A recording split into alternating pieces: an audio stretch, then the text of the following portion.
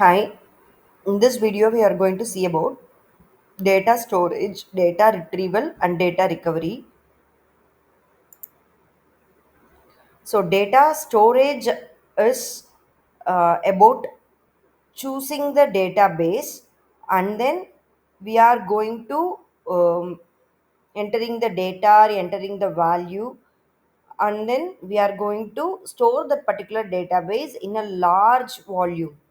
So that is data storage. Here, implementing data organization techniques like partitioning or indexing, that which helps for faster accessing of data. And then we are able to ensure that the redundancy of the data whether exists in that particular database, or the backup strategies which we are going to use will be more and more efficient and reliant. So here, the data warehouse will be a centralized system. From that, we are able to retrieve the data which have been already stored or managed in the large volume of data from various sources. As we seen in the previous video, we saw about the data warehouse, right? So data warehouse is the centralized system. So the large volume of data will be stored over there, that will be collected from various sources. So that data warehouse will be used as a central repository over here for the data storage. And then the different operating system that has been used for data collection, data cleaning and data storage, where it used in different ways for querying and reporting purpose. So here, consider this diagram. So this is the ETL, that means extract, transform and load. So the data will be extracted, the data will be transformed, and then it will be loaded for the further usage of the process. So within the ETL process, first, the operational system will be considered for extracting the data. After extracting the data will be cleansed, data will be reported, the data will be organized, and then it will be transformed into a proper data without data redundancy and without data loss. The exact data will be transformed and then it will be loaded to the data warehouse. So while loading, it will be analyzed with the previous one. So in the data warehouse, the analysis part, data mining part, and data reporting part will be done over there. That only helps to give the that only helps to give the data prediction of the entire process. So through that, the data accuracy will be predicted over there.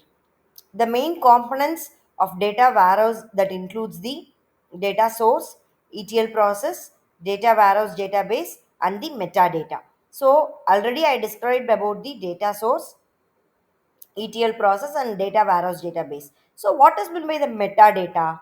Metadata is about the data about the data. So for example, if you consider a student register number, or if you consider a student course that they are studying. So if you consider a student course, whether the student enrolled in BSc Computer Science, the BSc Computer Science have n number of students in one particular academic year, or in that particular first year or second year UG program. So in first year UG program of BSc Computer Science, having 30 students or 60 students, that you have to consider how many students without the non-redundancy of data. How you will be able to conclude that? So that we will be having the unique representation of the ID, right? So that we call it as the register number or the roll number. So through the register number or the roll number, we can eliminate the redundancy. So that here, when you go about the register number, for example, UG Computer Science, UCS 0001, that register number having one data, name, register number, name of the student, the course enrolled. Likewise, we have, so that register number we have, that have the supplementary data, right? So that relates to the data about the data. So with the help of the register number, we can able to fetch more amount of data that describes the structure, source, or where the data will be used, and how many times the data particular to be used. So that reports the metadata. And then data marts. Data marts means we have the in store, right? For groceries, or what, for whatever thing we go through online, we have different types of marts for clothing, accessories, groceries, everything we have mart. So in the online mart, we can have the products in n number of things with different collections varying from lowest price to the highest price, colors available, models available, sizes available, everything will be available, right? So that is the similar one in the data mart.